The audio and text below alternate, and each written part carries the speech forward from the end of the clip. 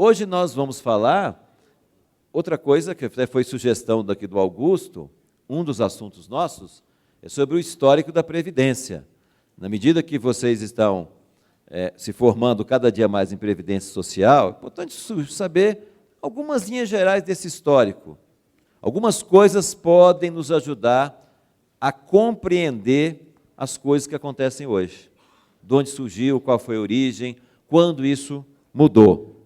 Inclusive, eu estava vendo aqui o final da apresentação do Narlon, da Previdência Social, e ele falou um pedaço da história recente, que eu nem vou abordar, é sobre a alteração recente que ocorreu em nível federal, que pode ter repercussões no regime próprio. Uma delas que ele falou, limitação das pensões. Então, quer dizer, uma das características do direito previdenciário, o ramo que eu atuo, e que vocês têm que estar atentos, que ele muda muito. Então, um texto escrito há 1 ano e meio atrás, ele pode estar defasado porque, nesse último ano agora, houve essa mudança, e ela é substancial. Então, temos que ficar atento a isso. Vou falar um pouco aqui, depois vou levantar um pouquinho, vou movimentar perto de vocês também. Na realidade, a minha ligação com a Previdência em alguns casos, eu fui testemunha ocular da história, não sou velho não, mas eu já tenho agora, esse mês agora, eu completo 34 anos de serviço público, no próximo mês. E o meu primeiro cargo público foi justamente agente administrativo do IAPAS, um órgão que já foi extinto, que era o antecessor do INSS.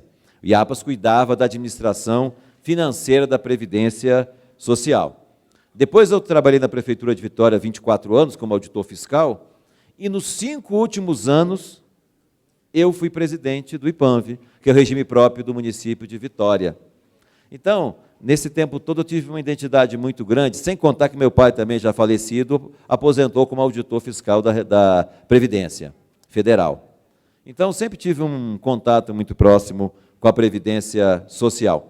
E quando, em 2010, eu entrei no Tribunal de Contas por concurso público, no Ministério Público de Contas, eu me deparei lá também, no Tribunal de Contas, que fiscaliza o quê? Tanto o registro das aposentadorias e pensões, como também audita os regimes próprios. Então, de certa forma, eu continuei interligado. E participei, na época, enquanto gestor, de muitos eventos das associações de previdência. E devo dizer que boa parte da formação que eu tive em regime próprio veio, por um lado, das associações de previdência estaduais e nacionais, isso é uma coisa importante, é um diferencial que nós temos na Previdência, regime próprio, são as associações. O outro foi o próprio Ministério da Previdência, vocês viram aqui o final da apresentação, eu acompanhei o final da apresentação do Narlon, e ele, o Narlon, né, sempre fica com dúvida na pronúncia dele, mas ele falou sobre telefone, sobre... então, o Ministério da Previdência tem um atendimento razoável para bom, no aspecto de orientação e regime próprio. Tem muito órgão público que nem liga, você tenta falar com ele, você não consegue, ninguém sabe de nada. Então, a Previdência é uma segunda fonte. E agora, de uns anos para cá, nós estamos tentando abrir uma terceira fonte, que são os tribunais de contas. O Tribunal de Contas tem um trabalho fiscalizador, mas também tem um trabalho orientativo. E nós estamos procurando inserir no trabalho orientativo dos tribunais de contas também a matéria regime próprio de Previdência. Feito essas breves considerações, aqui está um pouco do nosso sumário. Eu vou tratar de maneira resumida, porque nós estamos aqui com o tempo um pouco adiantado da hora, né? Era previsto para as 11, está começando às 11h35, quase 11h40, então nós vamos tentar. A apresentação completa vai ficar disponível para vocês, mas é um tema longo, é um tema muito abrangente. E aqui, por exemplo, nós temos, porque quando é gestor de previdência, em regra, ele fica 4 anos, acompanha o mandato do prefeito, alguns ficam mais. Mas quando é conselheiro, alguns podem ficar muito mais do que isso, mas alguns também assumem na metade do mandato. Então, por exemplo, de vocês aqui que são conselheiros administrativos, fiscais, ou que atuam em comitê de investimento, ou outras áreas do regime próprio, eu pergunto o seguinte: Levanta a mão quem está há menos de um ano. Então, quem está há menos de um ano. Levanta a mão quem está há mais de 5. Olha bem, então, aqui nós temos um público heterogêneo. Pessoas que entraram há pouco tempo, então estão aprendendo muita coisa em Previdência. Pessoas que já estão há mais tempo, e sem contar quem está mediando nesse período. E que já está há muito tempo, sempre é importante aprender mais, já está no dia a dia, já conhece os termos. Então, uma fala minha, ou de outros palestrantes aqui, ela torna-se um pouco desafiante, porque alguns podem pensar, pô, esse cara está falando isso, eu já sei isso, eu já vi muitas vezes. Mas para aquele que está entrando agora, isso é novidade. Especialmente para quem está há menos tempo, o curso que nós lançamos ontem, que esperamos, isso vai ser divulgado para vocês no momento oportuno, que até o final do mês de novembro já comece a ficar disponível, para quem está começando agora, ou para quem já está também, mas quem está começando, é uma ferramenta importantíssima de ser utilizada. Mas como é que nós vamos desenvolver aqui a nossa programação? Além de tudo, aqui nós temos realmente, em nível de Brasil, quantos estados aqui? 22 estados de 27, é uma representação importantíssima. Nós vamos a muitos eventos aí que tem menos, tem 10, 15 estados só, realmente, quer dizer, e de várias realidades. Uma coisa também, tem instituto que é da capital ou do estado, que tem uma estrutura maior. Mas tem instituto no interior que tem 2 ou 3 só pessoas que trabalham lá, e mais os conselheiros. Então, é uma estrutura muito pequena. Então, também, a abordagem, ela costuma ser um pouco diferente, embora a legislação é uma só, mas tem especificidades, cada regime próprio. Vamos falar um pouquinho sobre o histórico da Previdência e, consequentemente, da Seguridade. Depois, um pouco do histórico legislativo do regime próprio. É importante saber, porque muitas vezes mudou uma regra da Previdência. Vocês viram o Narlon falando, ou Narlon, não é isso? É aquele cara que falou antes de mim, resumindo. Ele falou sobre essa mudança recente. Então, vocês vão deparar com a concessão de benefícios que foi feita antes, então ela respeitou talvez o direito adquirido daquela época. Então, quando você vai fazer uma análise, você tem que entender que na história, mesmo que você conceda hoje, mas se a pessoa já adquiriu o direito há um ano atrás, ela vai ter o direito daquela época. Isso é uma situação complexa, tem situações que você pode modificar depois, tem outras que não. Norma de direito processual entra de imediato, norma de direito material, você tem que respeitar a cada época. Então, conhecer um pouco da história legislativa pode te ajudar, por um lado, ter um entendimento melhor, como funciona hoje, mas também saber decidir ou opinar sobre um processo de maneira mais técnica e qualificada.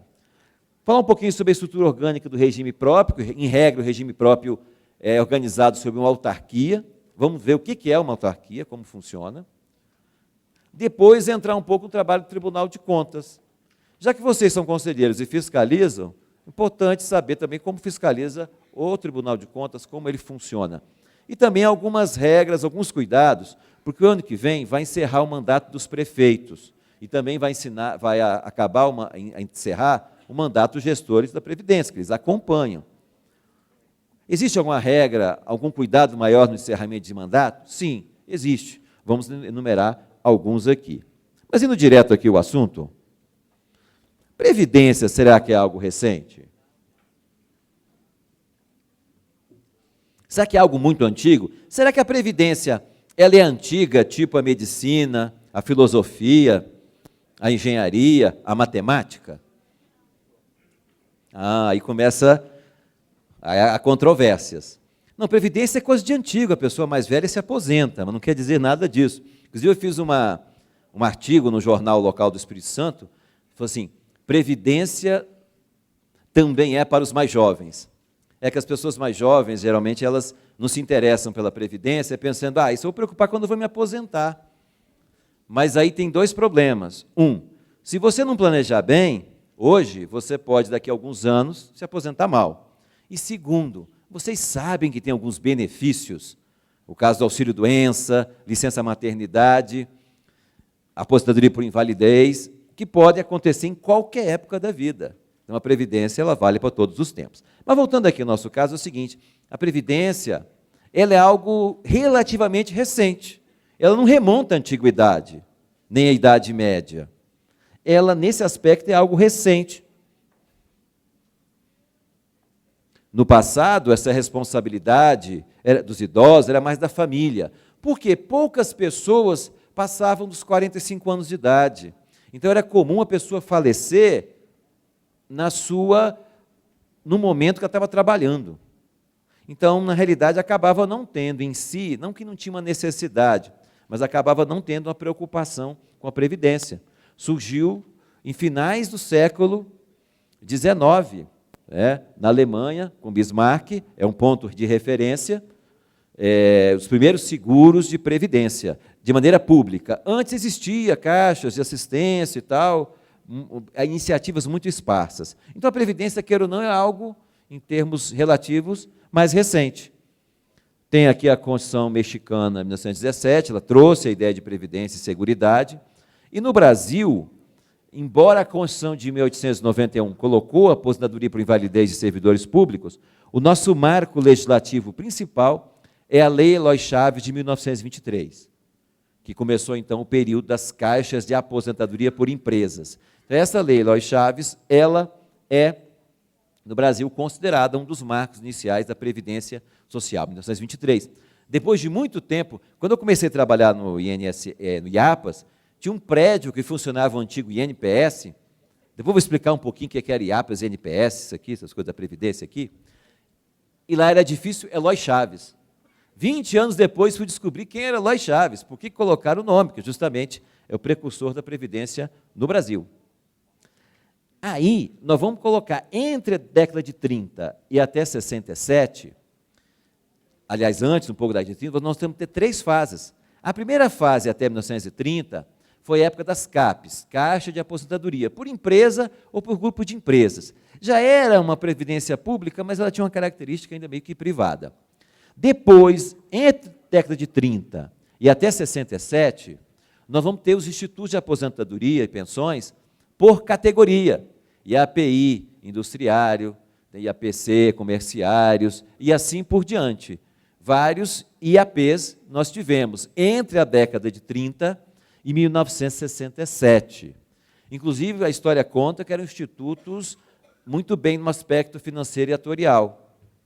Em 67, já no regime militar, acredito que o governo, de olho nessa renda que tinha os institutos, unificou e pegou para si, um fundo só, todos os recursos, e foi gastando o recurso, e não capitalizou mais. Então, o INPS, que muita gente hoje fala, o INPS, que não existe mais, ele foi criado em 67, com a junção dos antigos institutos de aposentadoria por categoria. Podemos dizer que a criação do INPS seria o início no Brasil do regime geral de previdência, que atinge praticamente a todos os trabalhadores, exceto aqueles que são do regime próprio, que é o nosso caso. Aconteceu outro fator, esse eu me lembro.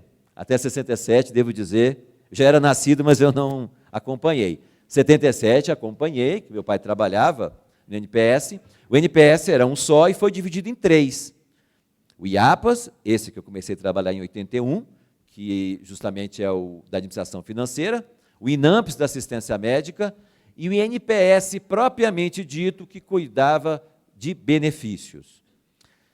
E criou também outros, que formavam o SIMPAS, que era o Sistema Nacional de Previdência e Assistência, com outros órgãos, como a LBA, a FUNABEM, outros órgãos, SEMI, Central de Medicamentos, que cuidava todo o sistema de previdência e assistência.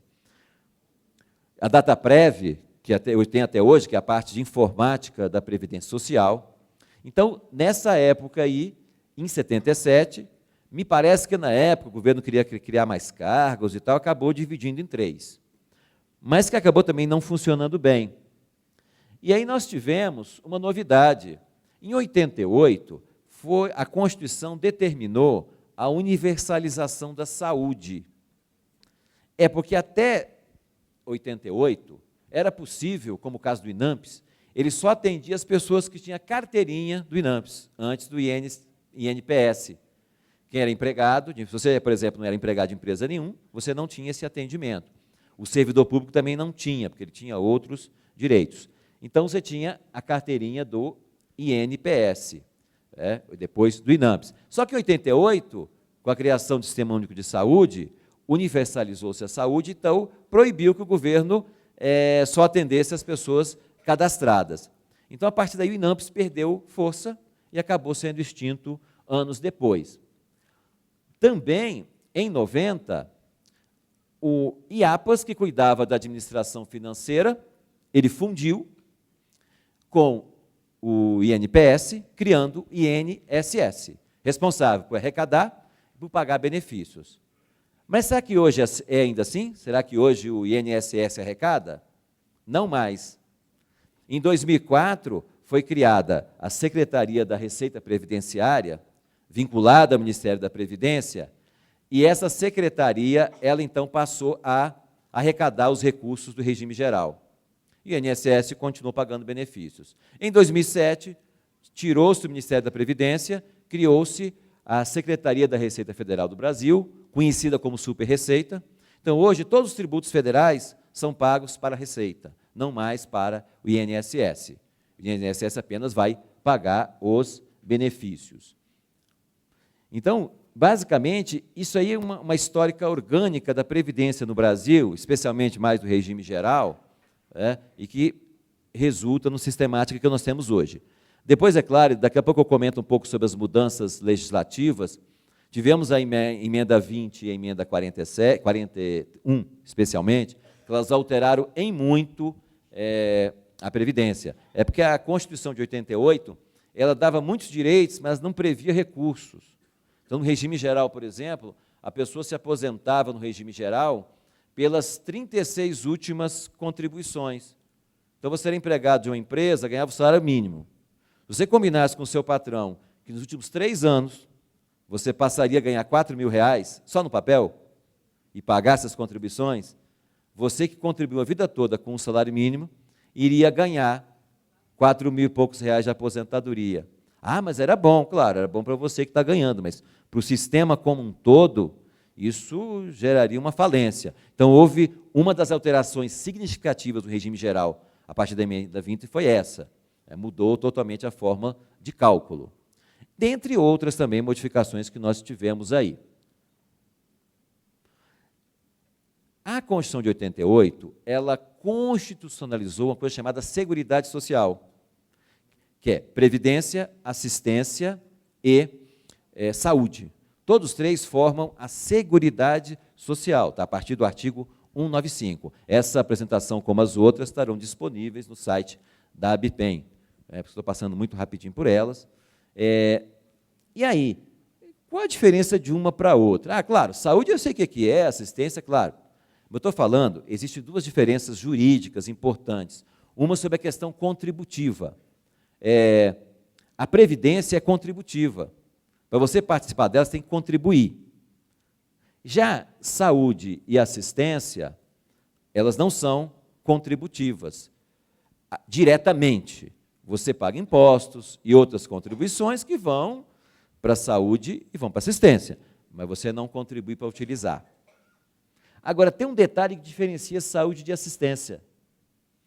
É que a saúde, o acesso é a todos.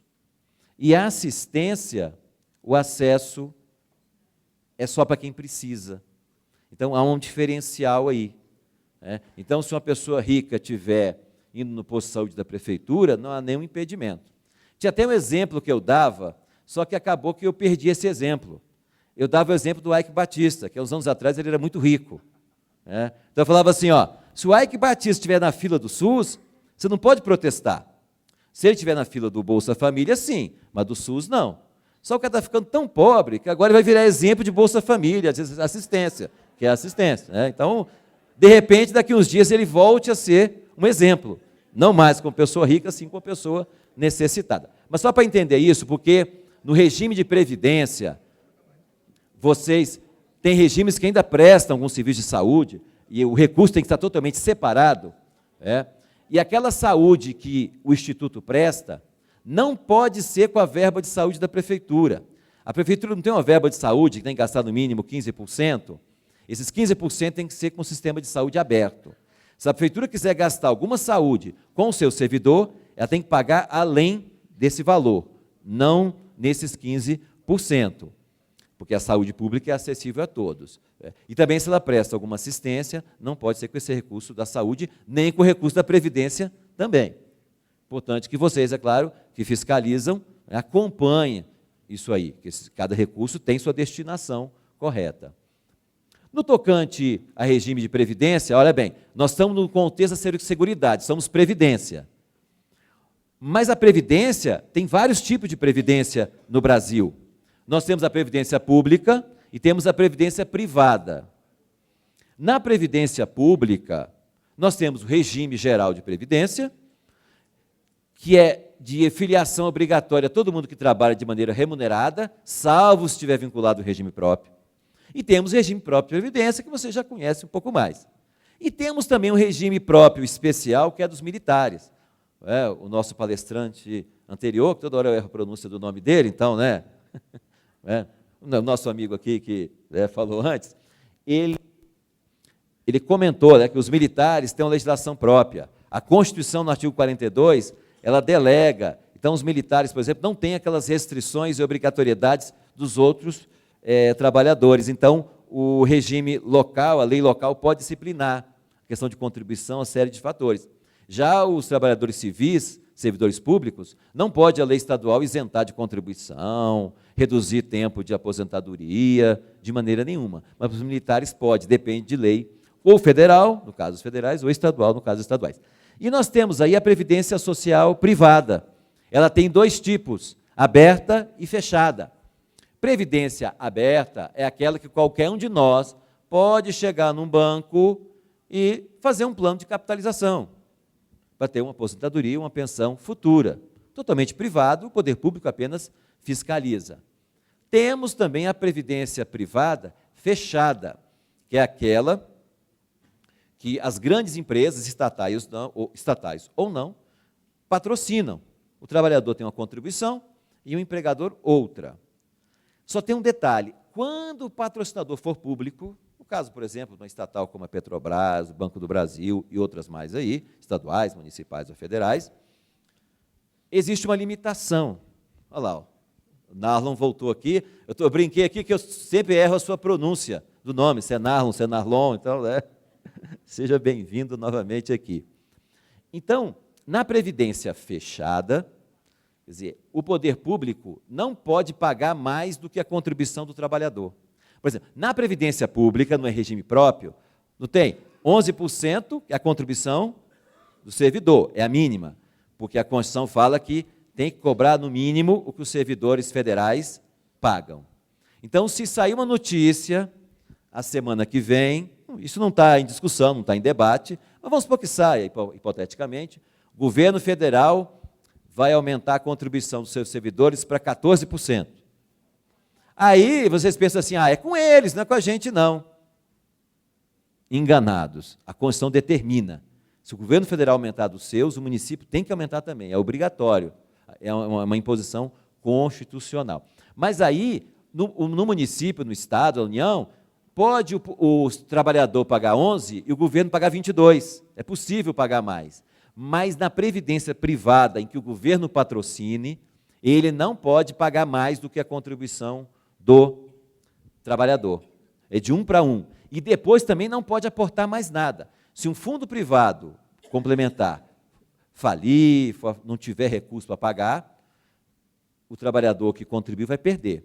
As únicas garantias que tem os fundos complementares, as mesmas garantias que é dado do banco. Não tem algumas garantias financeiras que o banco dá para quando o banco quebra? Isso também pode ter, que parece mais com um investidor financeiro do que propriamente com uma previdência pública. Agora temos também o debate sobre a previdência complementar dos servidores públicos, que funciona de maneira muito parecida com essa aí. O trabalhador público contribui até o regime geral, 4.000 e poucos reais, e paga a complementação, de maneira facultativa ou não. Mas isso só para os servidores que entraram após o regime ser instituído. Bom, então é mais ou menos vamos dizer, uma visão panorâmica da Previdência. E o nosso regime próprio? Como é que era antes, como é que é hoje? Aqui, inicialmente, eu dei uma ênfase maior no que está ou estava no texto constitucional. Quando vocês, no dia a dia, vão ver um benefício, vão ver, de repente, você lê a legislação completa, uma instrução normativa, mas aquilo lá tem texto que vem da Constituição e tem texto que foi regulamentado depois, não está na Constituição. Mas na hora de analisar bem o benefício, especialmente para quem é da área jurídica, é importante saber o que vem da Constituição, o que vem da lei e o que vem do regulamento. Porque aquilo que vem da Constituição tem uma força maior, o da lei tem uma força intermediária e o da resolução tem uma força menor. Claro, todos são obrigatórios, mas dependendo do momento de aplicar, um pode ter uma incidência que prevaleça. E é claro que com a questão constitucional você tem muito mais dificuldade de modificar. Olha bem, antes de 88, a Previdência era pouco constitucionalizada. Já existia, é claro, muitas questões na Constituição, existia a Previdência do servidor público, já tinha algumas questões na Constituição, inclusive um detalhe, na época, o servidor público era chamado de funcionário público. Então, até 88, a terminologia técnica correta era funcionário. De lá para cá, passou a servidor. Não tem grande diferença, mas uma terminologia. Por isso que muita gente fala funcionário público, mas o termo correto hoje é servidor. Interessante que naquela época, eu fui descobrir isso há pouco tempo, já existia esse princípio do equilíbrio entre receita e despesa, mas que infelizmente ele nunca foi aplicado naquela época. Dizia que para criar um benefício tem que ter fonte de recurso. Não pode criar benefício sem ter fonte de recurso. É um princípio que tinha antes de 88, depois de 88 e depois de 98 com as emendas.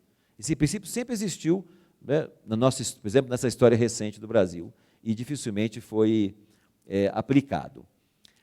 Antes de 88, nós tínhamos também muitas caixas de assistência que pagavam saúde para o servidor e também pensões, já que, em regra, o servidor se aposentava e continuava na folha de pagamento do município. Com a Constituição de 88, chamada de originária, a Constituição originária é aquela que o Constituinte escreveu em 88.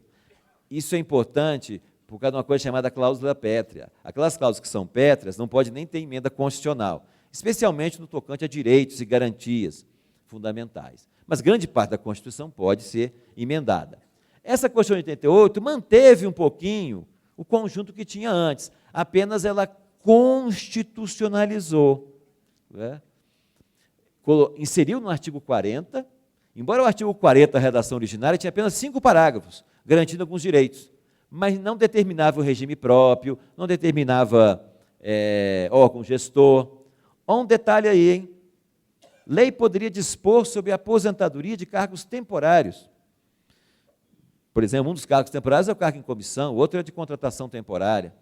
Uma pergunta, hoje, os servidores públicos que são cargo em comissão, eles estão vinculados a qual regime? Regime geral, de 98 para cá. Os temporários, quem exerce mandato letivo e não é originário de regime próprio, estão no regime geral de previdência, de 98 para cá. Mas naquela época era possível aposentar pessoas que estavam em cargo em comissão. E realmente é melhor para o regime geral, porque quem está em cargo em comissão fica 3 anos numa prefeitura, 2 anos na outra, 10 anos no Estado.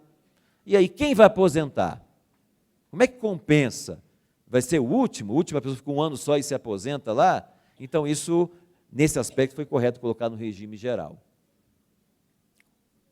Um detalhe também que, na época, não proibia que o inativo ganhasse mais. Então, era possível ter uma lei local que determinava que o servidor inativo ia ganhar 20% a mais. Hoje isso não pode mais. Então, olha bem, o sistema não era sustentável, então, após 98, com a emenda 20 e 41, houve uma série de regras que estão valendo hoje.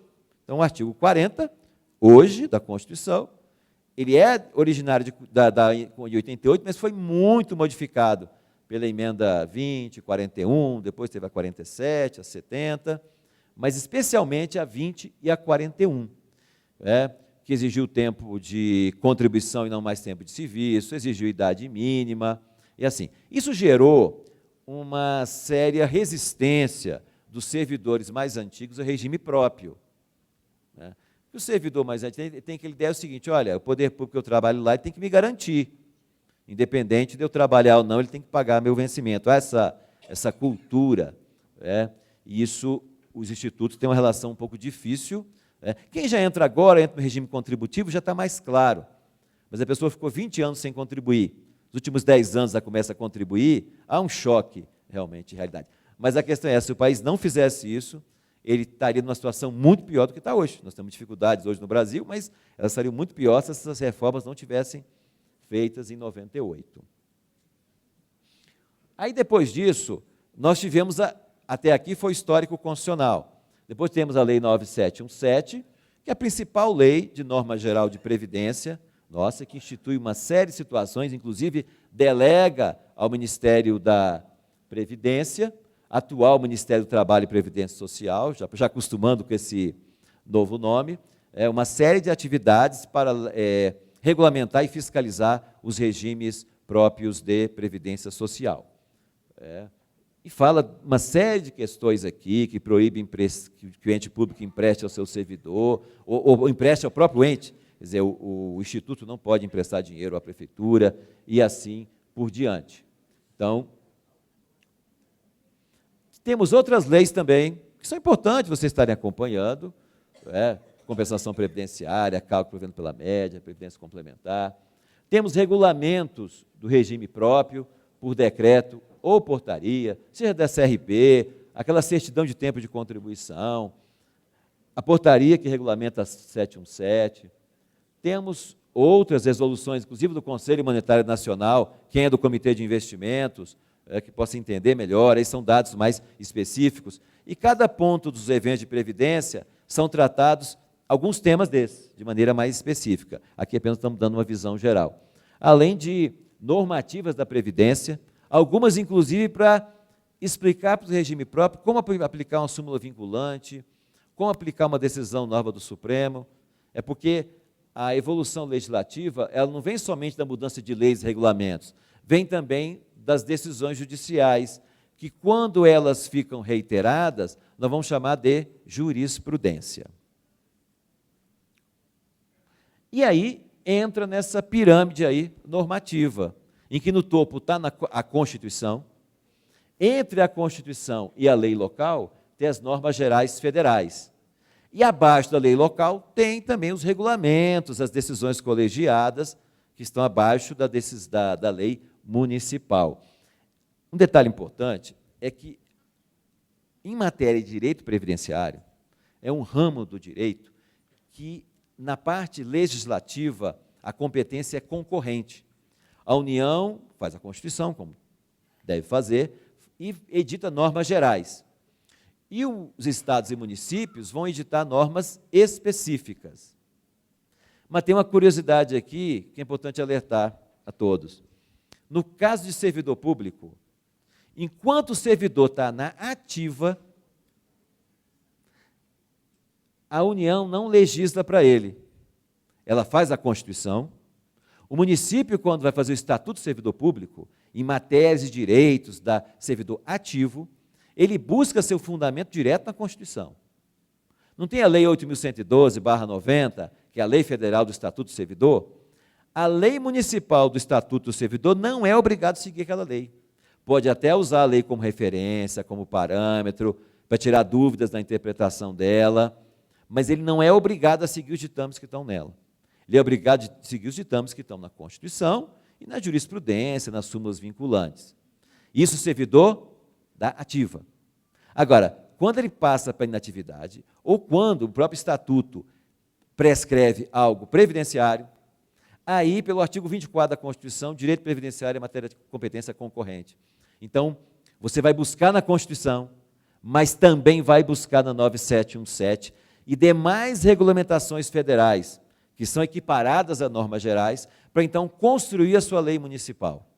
Então, há essa diferença entre legislativa, entre quem está na atividade e quem vai para a inatividade. É a questão das normas gerais federais. Aí, no tocante a regras, é coisa que vocês no dia a dia vão estar estudando, as regras, nós temos nas regras da Constituição, basicamente, regras permanentes, que as regras atuais do artigo 40. Quem entrou depois da emenda, depois de 31/2/2003, só tem acesso às regras atuais permanentes do artigo 40. Tem as regras de transição, que toda emenda, ela retira direitos, mas ameniza um pouco para quem já estava no sistema. São as regras de transição.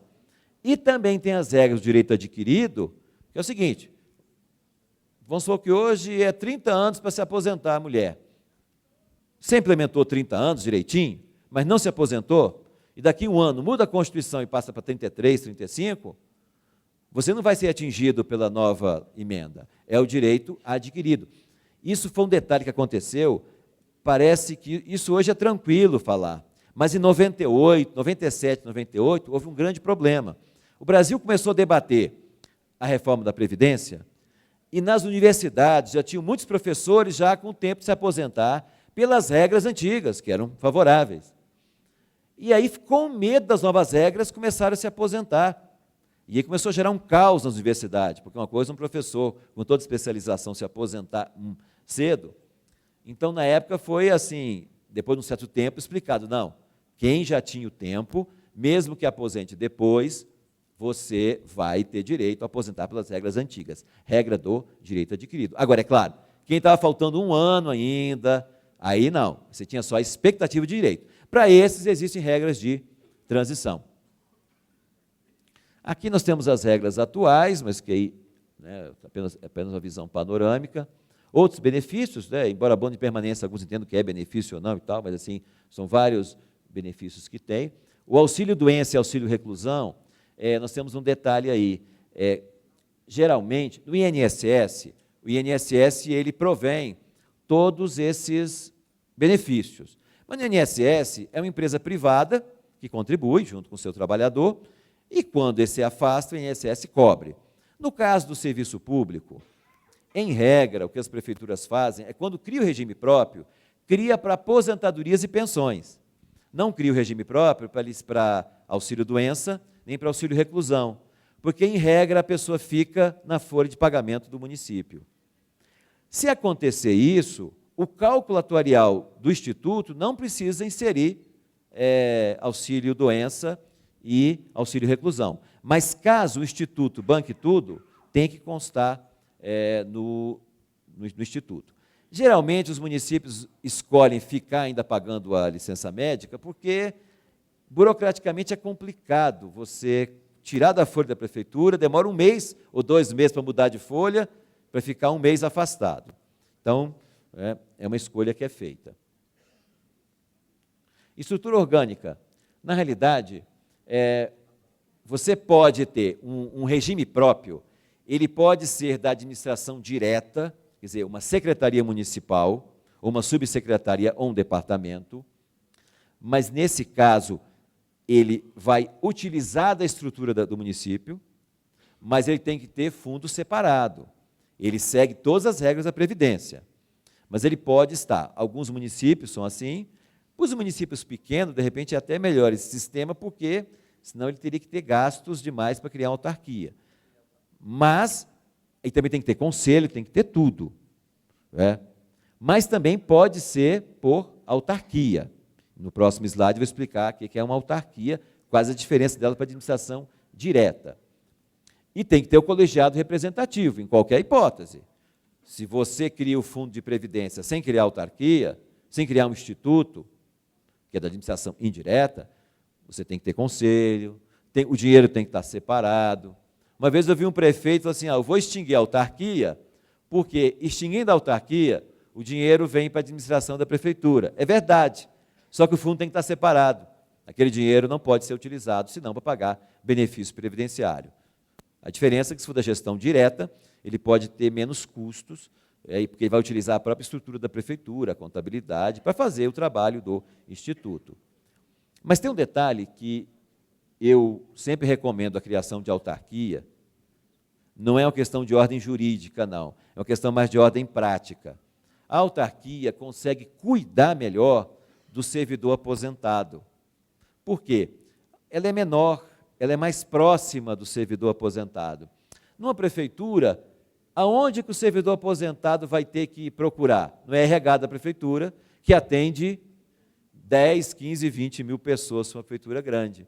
Então, a prefeitura, geralmente, quando vai atender, ela não dá aquele atendimento diferenciado para o aposentado e pensionista. Nesse caso, a autarquia tem essa vantagem prática de conseguir dar um atendimento melhor. Mas o que diferencia uma autarquia? Primeiro, ela é da administração indireta. A administração indireta é formada por autarquias, empresas públicas, sociedade de economia mista e fundações públicas. A autarquia ela é de direito público, seus servidores são efetivos, são concursados, exceto os comissionados, ou contratados temporariamente quando isso for permitido, mas as empresas públicas e a economia mista é de direito privado. Ela tem autonomia financeira, mas não é absoluta. Autonomia financeira e administrativa, que é o município que repassa. Ela não tem capacidade política, quem faz a lei é o município. Mas ela pode emitir atos administrativos, resoluções, portarias. Decreto não, que decreto, pela Constituição, é do chefe do Poder Executivo. O detalhe também é que não há subordinação hierárquica, não há uma hierarquia direta entre a autarquia e o prefeito. Por exemplo, no município, tem o prefeito, secretário, departamento, hierarquia é direta. Na autarquia não há isso, você cria a autarquia, ela funciona por si só. Tem o CRH, seu serviço de contabilidade, é o presidente da autarquia que autoriza férias, autoriza uma série de coisas. É claro que, se ele precisar de dinheiro, ele vai depender do executivo. Mudar uma lei vai depender do executivo. Então, ele é sujeito a uma certa supervisão, mas ele tem uma autonomia. Ele não precisa da anuência administrativa do prefeito para qualquer ato que ele vá tomar. Então, ele tem uma agilidade maior para tomar algumas decisões. Por personalidade jurídica de direito público interno, é o detalhe seguinte, se a Câmara Municipal, embora é um poder separado, mas é considerado órgão, não entidade. A autarquia não, é entidade. Se a autarquia, por exemplo, um carro da autarquia bater em alguém, você entra na justiça não contra o município, se encontra a autarquia. Pode até colocar o município também como um responsável subsidiário, porque se a autarquia não pagar, cabe ao município pagar. Mas a autarquia tem a sua responsabilidade direta inicial. Um detalhe também que a autarquia, ela, na hora de julgar as contas, o tribunal julga totalmente separado das contas do prefeito. Ele não julga junto. Geralmente as secretarias são julgadas juntas, mas a autarquia é totalmente. Então a responsabilidade do presidente ela é direta. Raramente o prefeito vai ser envolvido numa irregularidade da autarquia, caso você prove que ele recebeu algum dinheiro junto com a autarquia e tal. Mas, regra geral, não. Ela é totalmente separada não do executivo, porque ela é do executivo, da administração direta. Os conselhos. A Constituição diz que, em matéria de previdência, tem que ter conselho representando os vários segmentos. A Lei 9717 garante também o direito de acesso à informação, e a instrução normativa também fala que haverá colegiados. Mas é claro que isso vai depender da lei municipal que vai criar, vai estabelecer funções, atribuições. Então, não há assim uma norma federal que delimite a atribuição de cada conselho ou sua composição. Há um fundamento que tem que ter o conselho, tem que ter participação, tem que ser representativo. Mas não há uma composição única. Isso realmente fica para a lei local, estadual ou municipal. Qual é o papel dos conselheiros? Aqui eu estou colocando de maneira bem ampla, bem geral. Quer dizer, é importante que ele fiscalize os atos dos gestores do regime próprio. E aí eu alerto que até o conselho administrativo, que é o conselho que ajuda a decidir, ele também fiscaliza, porque é uma fiscalização até boa, que ela é prévia. Você pode, no conselho administrativo, evitar que um ato danoso seja tomado. Agora, é importante que você analise com o devido critério, que você também leve em conta dificuldades administrativas que o órgão pode ter. Quer dizer, você tem que agir com razoabilidade na sua análise. E também não fazer chantagem. Se não consta esse benefício para mim, eu voto contra as suas contas. Eu já vi gente fazendo isso, como acontece no legislativo muitas vezes, já vi também acontecer situações assim meio complicadas de haver uma pressão, não de análise das contas com a devida razoabilidade, e sim para tentar obter um benefício. Então, também, ontem tivemos a palestra aqui brilhante sobre a questão ética. Então, isso faz parte daqui, tem que ter uma atuação ética aí e razoável. E também você não é eleito ou escolhido, porque o conselho costuma ter parte eleita, parte escolhida pelo dirigente, pelo prefeito, depende de cada lei local, Mas você não é escolhido para defender um corporativismo, uma categoria, e sim para defender, para fiscalizar o sistema como um todo. Eu coloco esse quadro aqui para vocês entenderem uma questão. O regime próprio lá ele tem dois tipos de obrigação. Uma são obrigações gerais, que são aquelas obrigações comuns a todos. Aquelas obrigações que todo mundo tem, qualquer autarquia tem, qualquer setor público tem. Quer fazer licitação, ter orçamento e tal. Mas tem aquelas obrigações específicas, que só as autarquias previdenciárias ou regime previdenciário vai ter. Então, você tem que ter essa clareza. Bom, falamos um pouco sobre o histórico da Previdência, regime próprio. Agora, controle externo, Tribunal de Contas. O Tribunal de Contas fiscaliza. O Tribunal de Contas está na Constituição de 88, mas o TCU foi criado desde 1890, então não é também algo tão recente, mas também ele tem uma certa história. Quer dizer, embora ele é mais antigo que o regime próprio. O regime próprio de Previdência, nós temos pouco tempo, podemos considerar 98, regime próprio de Previdência de maneira como nós temos hoje. Antigamente falava que o Tribunal de Contas era um órgão do Legislativo, não é mais, ele não auxilia o Legislativo, apenas é que quando o Tribunal de Contas vai apreciar as contas do chefe do Executivo, ele dá parecer prévio, e o Legislativo, Câmara Municipal, Congresso, Assembleia Legislativa, que julgam, mas o Tribunal dá parecer prévio. Mas nas demais contas dos administradores, o Tribunal julga. O caso dos presidentes de regime próprio e outros dirigentes, o Tribunal pode julgar. Ele não vai somente dar parecer prévio. Importante, aqui então, eu indico qual é o artigo da Constituição, que vocês vão saber um pouco sobre tribunais de contas. No Brasil, temos o TCU, e cada estado tem seu Tribunal de Contas estadual. Mas aí, alguém pergunta, tem ou não tem Tribunal de Contas de município? É possível. Tribunal de Contas só de um município não é possível mais criar. Existem hoje 2 tribunais de contas vinculados ao poder público municipal, que existiam antes da Constituição de 88. O Tribunal de Contas do município de São Paulo e do município do Rio de Janeiro. Hoje, outro município não pode criar Tribunal de Contas municipal. Esses 2 tribunais de contas é o poder público municipal que paga o seu custo.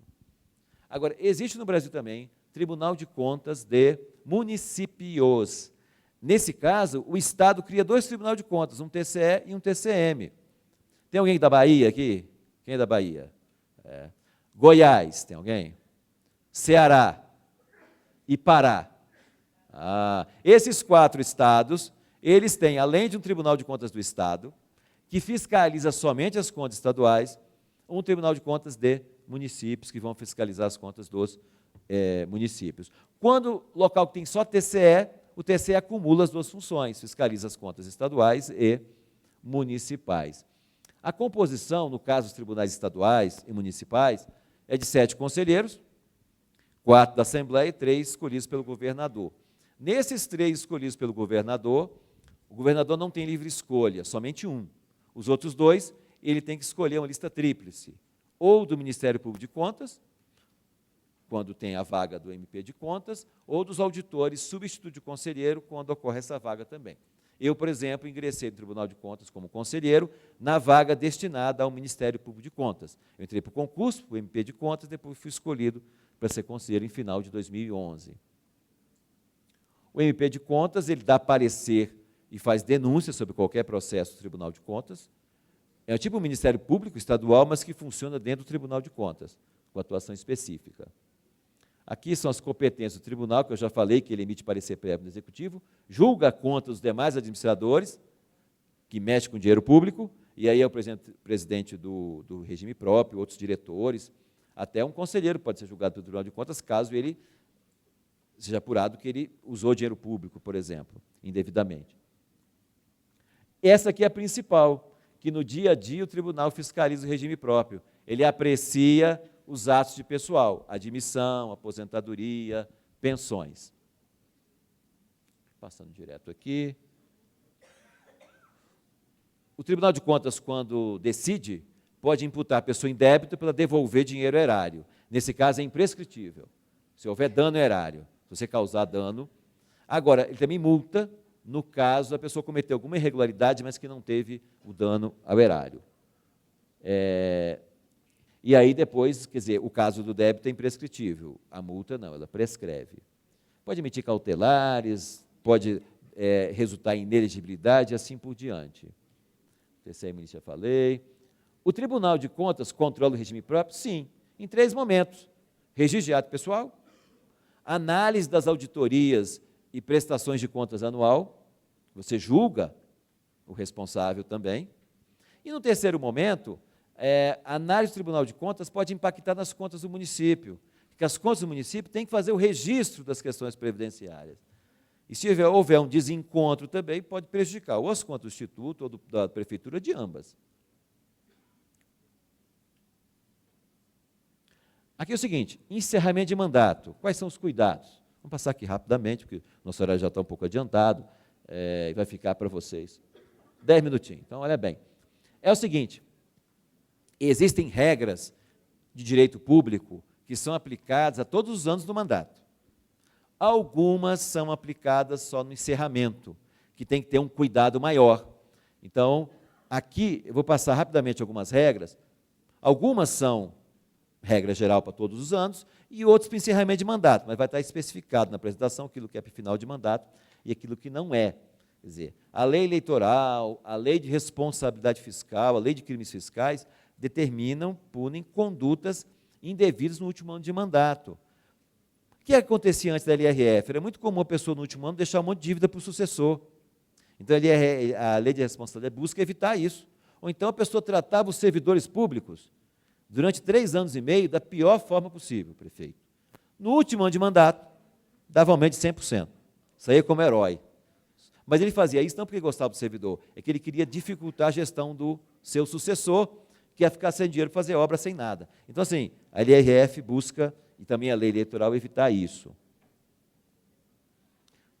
Se você quiser criar, isso aí vale para qualquer época, uma despesa de caráter continuado, por lei, por ato administrativo, criar alguma gratificação, ou qualquer tipo de despesa que vai vigorar por mais de 2 exercícios, isso aí é despesa de caráter continuado. Para criar, pode criar? Pode. Ou tem que aumentar imposto, ou outra receita, ou reduzir despesa. Porque o dinheiro ele não cai do céu, você tem que vir de um lugar. Se a despesa for de um ano só, é uma coisa, ela compromete só um ano e meio.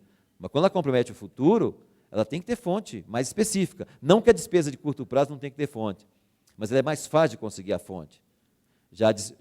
E muitas vezes podemos ter o dinheiro hoje para pagar e não temos o futuro. Já falei isso, que a despesa de seguridade tem que ter. Tem limites de gasto com pessoal.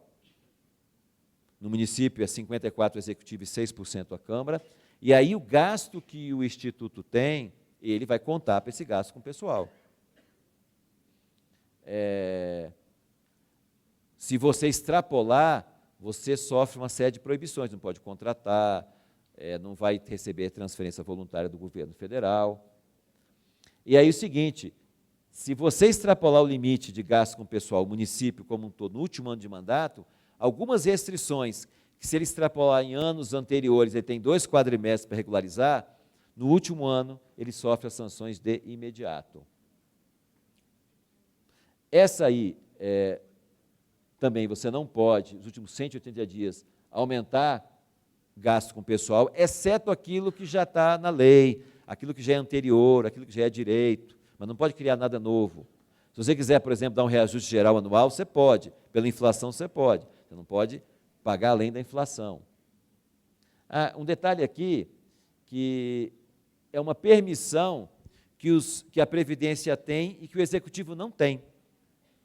Existe uma regra chamada regra de ouro do direito financeiro, que você não pode usar receita de capital, quer dizer, vender um bem, para pagar a despesa de custeio, ou gasolina, ou servidor público. Regra geral do serviço público, se você vender um bem, ou pegar um empréstimo federal, que também é uma receita de capital, tem que ser para investimento, para obras, para comprar terreno, para construir. Você não pode gastar com pessoal. Mas a exceção é que na Previdência pode. Então é possível que o município venda um imóvel para pagar aposentadoria e pensões, desde que seja autorizado por lei. Porque, na realidade, por que isso pode? Porque, na realidade, a Previdência é constituir um fundo de ativos para, no futuro, você poder pagar. Então, é possível. Aí tem operações proibidas no último ano de mandato. O artigo 42, que ele é sério, dos últimos 8 meses de mandato, o gestor não pode fazer contratos que vão ultrapassar o exercício seguinte. E se fizer, tem que deixar dinheiro em caixa para pagar janeiro, fevereiro. Quer dizer, ele tem que, nesse período, ele tem que fazer aquilo que é estritamente necessário, para evitar que ele inaugure o início da obra sem dinheiro para concluir. Aí são série de observações, onde vocês podem consultar a parte dessa legislação, alguma parte conceitual, a questão de restos a pagar, que é deixado no final do ano, a diferença de um para o outro. Tem aqui as questões do Código Penal, que algumas dessas condutas são criminalizadas, então é importante observar isso, que o conselheiro, alguém pode denunciar o Ministério Público se alguém está extrapolando essas normas. Aqui tem a questão eleitoral. Regra geral, nós temos várias condutas vedadas ao gestor em final de mandato, no ano eleitoral especialmente, embora algumas são vedadas o tempo todo, mas, regra geral, é vedada aquela conduta que você privilegie um candidato em detrimento de outro. Então, por exemplo, você pode emprestar bem público para a campanha eleitoral? Não. Exceto para realizar a convenção partidária. É possível. Um imóvel da prefeitura, do instituto, um auditório, para a convenção, pode emprestar? Pode. Mas desde que você empreste para todo mundo que pedir. Você não pode privilegiar A, B ou C. Então, a ideia que está nessas condutas vedadas é justamente fazer com que o pleito eleitoral seja o mais limpo possível, que os candidatos tenham igualdade de oportunidade. Mais 2 detalhes aqui, já acabei a questão eleitoral. Transição. É importante que o gestor, ao final de mandato, passe as informações para o futuro gestor. No caso da Previdência, o Instituto está terminando o mandato em dezembro, o novo prefeito pode até manter ou não, e talvez vai indicar o futuro gestor só depois. Então, se o futuro prefeito tem uma comissão de transição, ele pode pedir informações ao atual gestor do Instituto e ele deve passar as informações. Seja porque tem hoje a lei de acesso à informação que obriga, ou seja também da boa prática de governança, que é você continuar bem a gestão pública. Em muitos locais, muitos prefeitos estão trocando vários secretários e mantendo o pessoal de Previdência, dado a especialização, e que também no Instituto você não tem muita abertura para decisão política. Você cumpre os benefícios de acordo com a Constituição. Há pouca abertura para você escolher o que você vai fazer. Então, de certa forma, alguns prefeitos estão vendo isso, porque se ele colocar um péssimo gestor na Previdência, ele pode ficar sem CRP, ele pode ter uma série de problemas para o município. A observação final que eu falo aqui é o seguinte: falei aqui observações de caráter geral. Temos mais de 20 estados. Pode ser, em cada estado tem leis estaduais e municipais que vão disciplinar muitas coisas que eu falei aqui. Grande parte do que eu falei é da Constituição e de normas federais aplicáveis a todo mundo. Mas pode existir leis locais que disciplinam determinadas situações, especialmente pensões e tal, forma de conceder o benefício, prazos, disciplina conselhos, e também o Tribunal de Justiça ou o Tribunal de Contas estadual pode ter interpretações um pouco diferentes, em casos concretos, em resposta a consultas. Então, ao analisar determinada situação, seja para decidir ou para fiscalizar, antes de tomar a decisão, confira isso tudo, porque naquele caso concreto pode ter especificidades um pouco diferentes do que eu falei aqui. Está bem? Espero que eu possa ter contribuído um pouco com vocês com a formação na gestão previdenciária. Muito obrigado.